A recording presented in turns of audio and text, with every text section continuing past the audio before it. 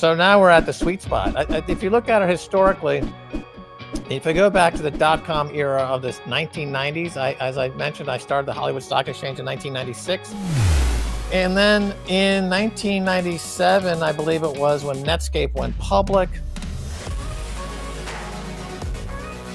And that was really the beginning of what the dot-com boom era was, when Netscape went public. Mark Andreessen, of course, was Netscape. And what did Mark Andreessen just do this week? He announced the public offering of Coinbase. And so this is really going to be like that 1997 moment for Bitcoin, where we go from the whole phase of, is it real, is it not real, like we saw on the internet in the 90s, to where it becomes absolutely ubiquitous. And the price from here is going to go a lot higher. Well, for 2021, my prediction is 220,000 per coin for 2021. And longer term, really, I say there is no top to Bitcoin because there's no bottom for fiat money. No fiat money in history has lasted. Over the past 300 years, they've all gone to zero or lost 99% of their purchasing power.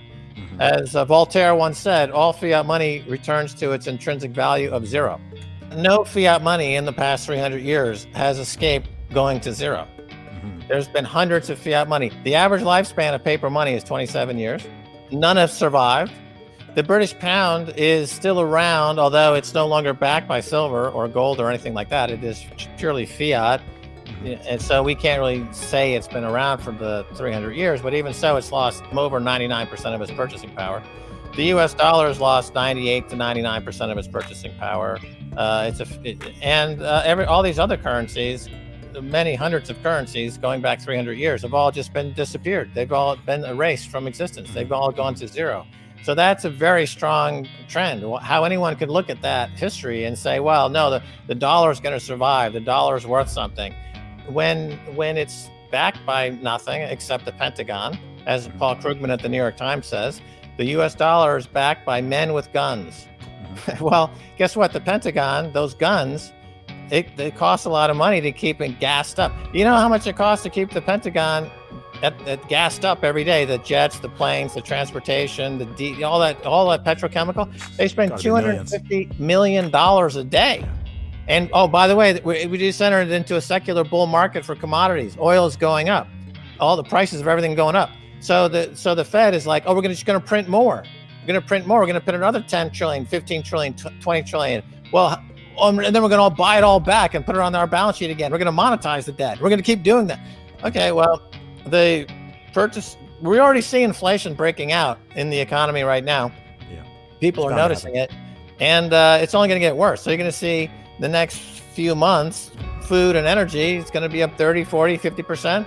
Your wages are not going to be flat. They're not going up. They're going to give more coupons, in the mail. I got this from today.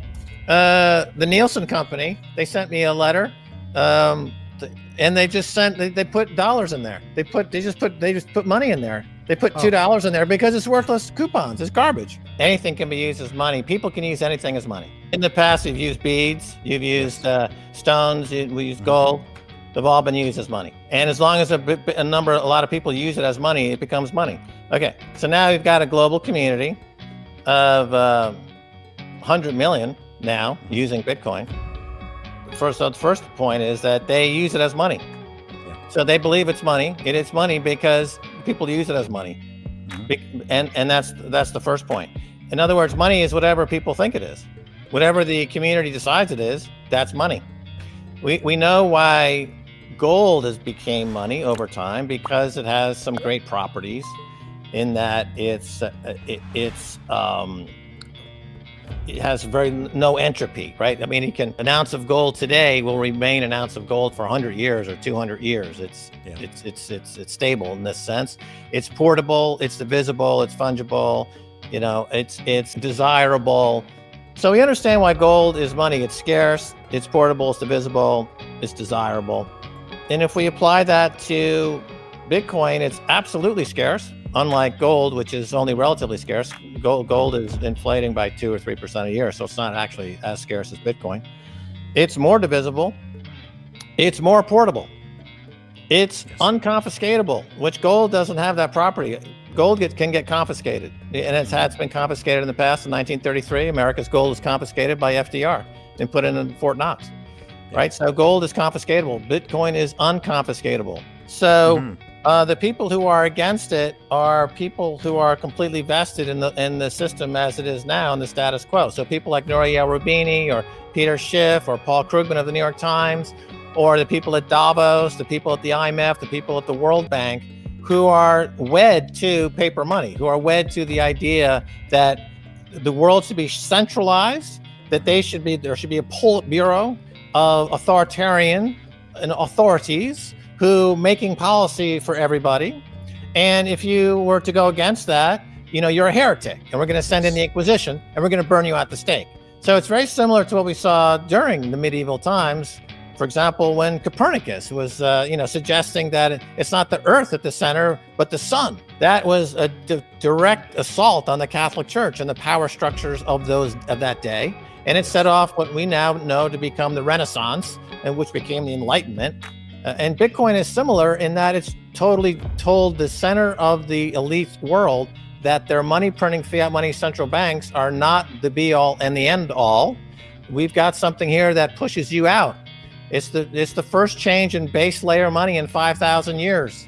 So they are like the priests of the church were not happy about it when they were shown up to be charlatans. The elites now in the US and around the world are not happy that they're being shown up to be frauds, to be charlatans, that their philosophy is dead, their modus operandi is corrupt.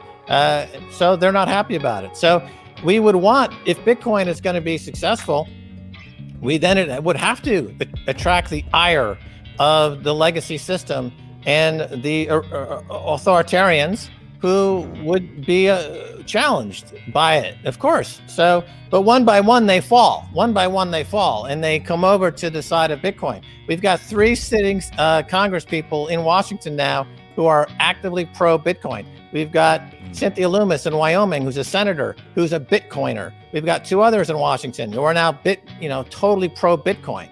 America now is starting to shift to be getting more pro-Bitcoin. So and this idea of government banning it, again, completely fallacious argument. Instead, what we're seeing is that governments are realizing they need to embrace Bitcoin to remain competitive. Yes. So they're not going to ban it. They're going to start mining it. They're going to start hoarding it, because we're having what's similar to, let's say, a Sputnik moment when America entered the space race because the Soviets had put up a satellite in orbit.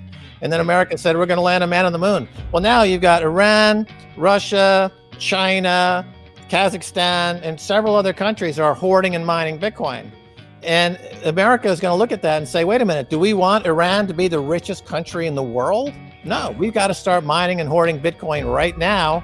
And it's got to be a hash race or a hash moment where America's got to start to get in the race here. Anybody who bans Bitcoin is going to be left for dead.